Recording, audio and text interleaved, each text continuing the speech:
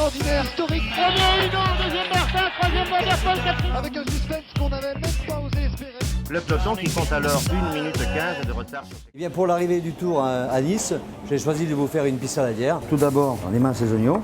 Pour une pissaladière, à peu près pour 8 personnes, on va faire quand même 2 kg d'oignons. Hein. Surtout que c'est des oignons blancs, c'est des oignons des Cévennes, ça.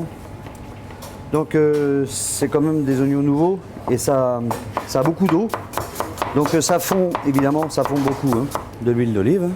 Voilà, pas plus. Un petit peu d'ail. Le germe, on en retire.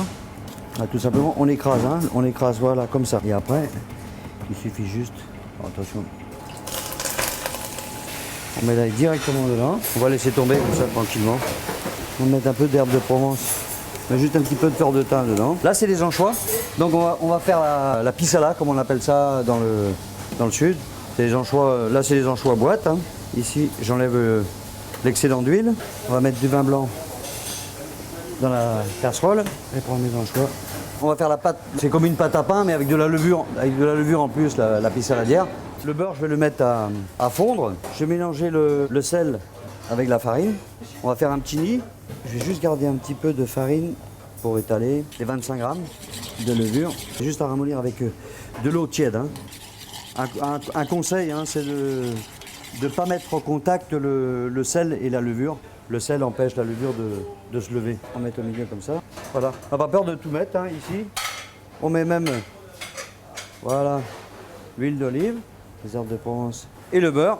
Et on obtient une pâte assez molle et assez facile à travailler. On va la laisser un peu reposer. Et il faut toujours mettre un linge humide. On va laisser tranquillement pendant une demi-heure. Là, au bout d'une demi-heure, on étale la pâte. Hein. Pas trop fin non plus. Hein. Pendant qu'on a fait la pâte, les oignons, vous voyez, prennent de la coloration. On a fait bien fondre le pisala et je vais le monter un peu avec de l'huile d'olive. On le penche. La pisala, une fois refroidie, on la met juste. Là, je vais juste rajouter un peu de poivre du moulin. Il faut mettre une bonne épaisseur, hein, quand même que ce soit gourmand. Hein. Et là maintenant, il ne reste plus qu'à mettre les olives.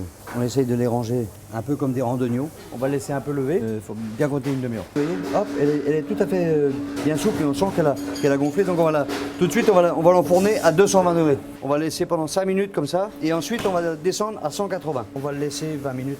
Ben là, voilà. Là, on entend les cigales sur les Champs-Élysées.